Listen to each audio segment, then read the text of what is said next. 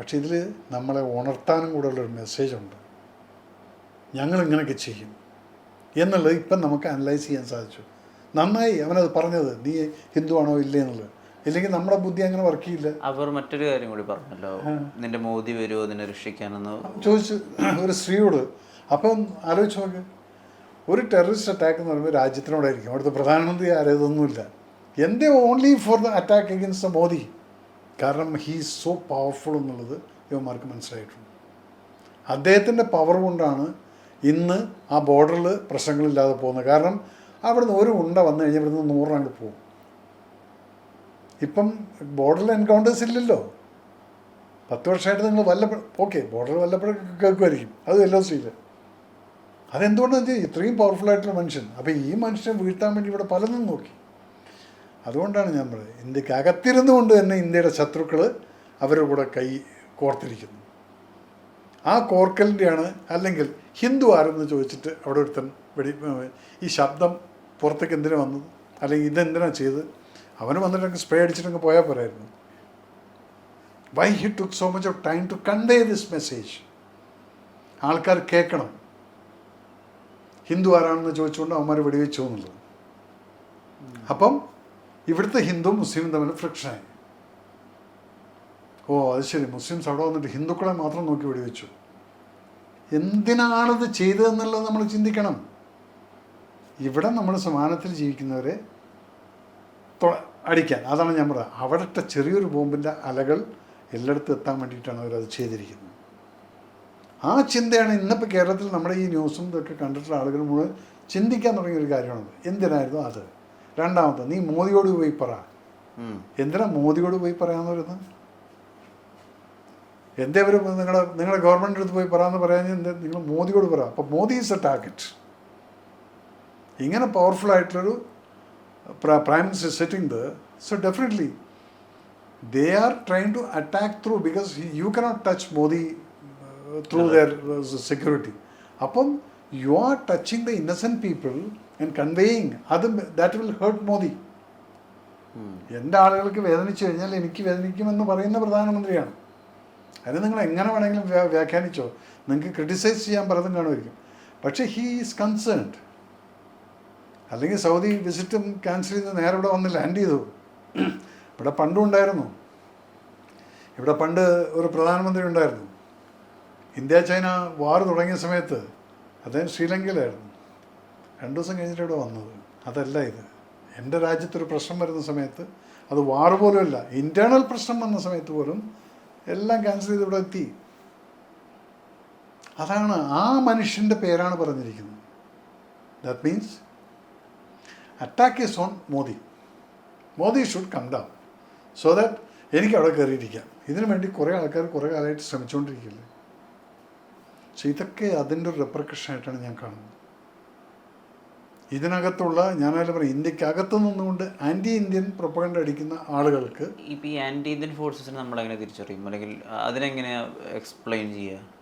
Anti Indian force എന്ന് പറയുന്നത്, ഇപ്പം ഞാൻ ഒരു സിമ്പിൾ എക്സാമ്പിൾ പറയാം. നമ്മളൊരു വീഡിയോ കണ്ടിട്ടുണ്ടായിരിക്കും, നിങ്ങൾക്ക് ഓർമ്മയുണ്ടോയെന്നല്ല, മണിശങ്കർ അയ്യർ പാകിസ്ഥാനിൽ ഇരുന്നുകൊണ്ട് അവിടെ കുറേ ആൾക്കാരുമായിട്ട് ഇരുന്നുകൊണ്ട് ഒരു വീഡിയോ, നിങ്ങൾ എങ്ങനെയെങ്കിലും ഈ മോദിയിൽ നിന്ന് പിടിച്ചത് താഴത്തേക്കിറക്ക്, ഇത് പറയുന്നതാണ് വിത്ത് ഡയലോഗ്. അതിനുശേഷം ഞങ്ങളെ പിടിച്ച പവറിലേക്കേറ്റ് നിങ്ങൾക്ക് എന്ത് വേണമെങ്കിലും ചെയ്യാം. ഇന്ത്യക്കാരനാണ്, അത് അവിടെ പോയിരുന്നിട്ടാണ് ഈ സംസാരിക്കുന്നത്. ഇവിടുത്തെ എത്രയോ ജേർണലിസ്റ്റുകൾ, ഒരു ലേഡി ജേർണലിസ്റ്റ് എന്നും പാകിസ്ഥാൻ്റെ പ്രൈം മിനിസ്റ്ററുടെ വീട്ടിലായിരുന്നു. അപ്പം നിങ്ങളൊക്കെ ഈ എന്നിട്ട് പത്മശ്രീ വാങ്ങിച്ചിട്ട് പോയില്ലേ ആ ലേഡി ജേർണലിസ്റ്റ്?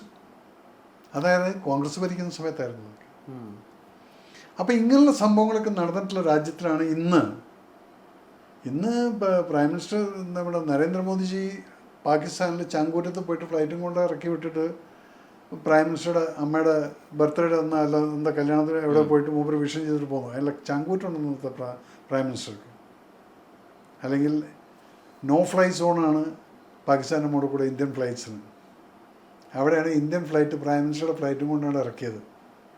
ആ ചങ്കൂറ്റുള്ള ആളെ നിങ്ങളിങ്ങനെ ഈ ഉമ്മാക്കി കാണിച്ചിട്ട് ഒരു ടെററിസ്റ്റ് അറ്റാക്ക് കൊണ്ടൊക്കെ നിങ്ങൾക്ക് താഴ്ത്ത് വീഴ്ത്താൻ സാധിക്കുമെന്ന് തോന്നുന്നുണ്ടോ? ദാറ്റ് മീൻസ് അവർ കൺട്രി ഈസ് പ്രോഗ്രസ്സിങ്. നമ്മുടെ രാജ്യം പ്രോഗ്രസ് ചെയ്യുമ്പോഴാണ് നമുക്ക് ഇതുപോലുള്ള ചെറിയ ചെറിയ അറ്റാക്കുകൾ വന്നുകൊണ്ടിരിക്കുക. ആ സമയത്ത് നമ്മൾ ഒറ്റക്കെട്ടായി നിന്ന് കഴിഞ്ഞാലാണ് രാജ്യത്തിന് മുന്നോട്ട് പോകാൻ പറ്റുള്ളൂ.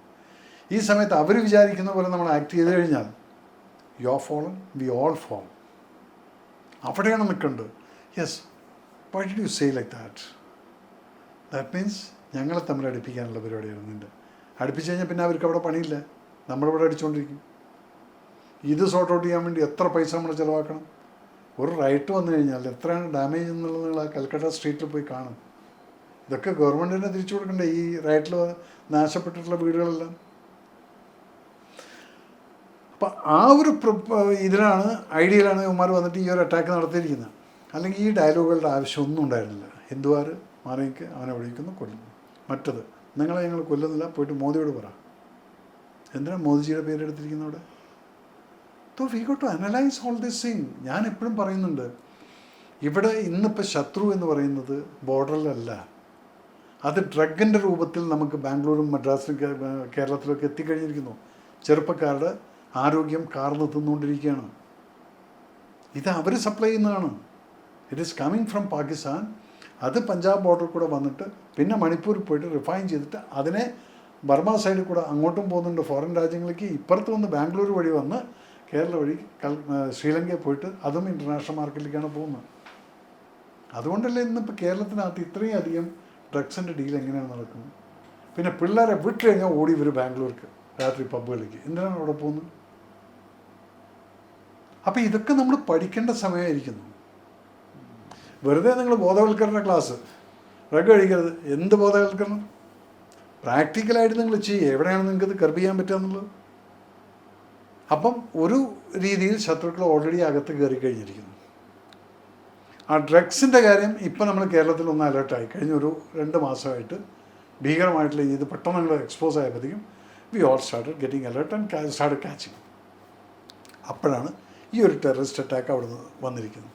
എന്നിട്ടോ അവിടെ ഇരുന്നു കൊണ്ടാണ് നീ പറയുന്നത് ഹിന്ദു ഏത് മുസ്ലിം എന്ന്. അധികം സ്റ്റേറ്റുകൾ ഇത് ബാധിക്കില്ല. 27 പുരുഷന്മാരെ തന്നെ ചൂസ് ചെയ്യാൻ എന്തായിരിക്കും കാര്യം? ബിക്കോസ് അതിൽ ഐഡൻറ്റിഫൈ ചെയ്യാൻ പറ്റുള്ളൂ അത് ഹിന്ദു ആണോ മുസ്ലിം ആണോ എന്നുള്ളത്. ഓക്കെ, പെണ്ണുങ്ങളെ നിങ്ങൾക്ക് മനസ്സിലാക്കാൻ സാധിക്കില്ല. ഇത് പണ്ടുണ്ടായിരുന്നു കാശ്മീരിൽ. അവർ മിലിറ്റൻസ് പണ്ട് തുടക്കത്തിൽ അവർ ഹിന്ദു ആണോ മുസ്ലിം ആണോ എന്ന് നോക്കിക്കൊണ്ട് ഒരു വെടിവെച്ച് കൊല്ലുമായിരുന്നു. അതിന് കാരണം എന്താണെന്ന് വെച്ചാൽ അന്ന് അവിടെ ഹിന്ദു പണ്ഡിറ്റുകളുണ്ടായിരുന്നു. ഈ പണ്ഡിറ്റുകൾ അവിടുന്ന് പലായനം ചെയ്യുന്നതിൽ പല പണ്ഡിറ്റുകളെയും അവിടുത്തെ മുസ്ലിം ഫാമിലീസ് പ്രൊട്ടക്റ്റ് ചെയ്തിട്ടുണ്ട്. അവരുടെ വീട്ടിൽ കൊണ്ടുവന്നിട്ട് അവരുടെ ഡ്രസ്സൊക്കെ മാറ്റി അവരുടെ കൂടെ തന്നെ താമസിപ്പിക്കും. അവരെ ഐഡൻറ്റിഫൈ ചെയ്ത് കൊല്ലാൻ വേണ്ടിയിട്ടായിരുന്നു ഇവന്മാർ ഈ ഡ്രസ്സ് പൊക്കി നോക്കിയിട്ട് കൊന്നിരുന്നു ഹിന്ദുക്കളെ. പിന്നെയാണ് പണ്ഡിറ്റുമാരെ അവിടുന്ന് ഓടാൻ തുടങ്ങിയത്, രക്ഷയില്ല എന്ന് പറഞ്ഞിട്ട്. അങ്ങനെ കംപ്ലീറ്റ് പണ്ഡിറ്റുമാരെ അവിടുന്ന് ഓടിച്ചു.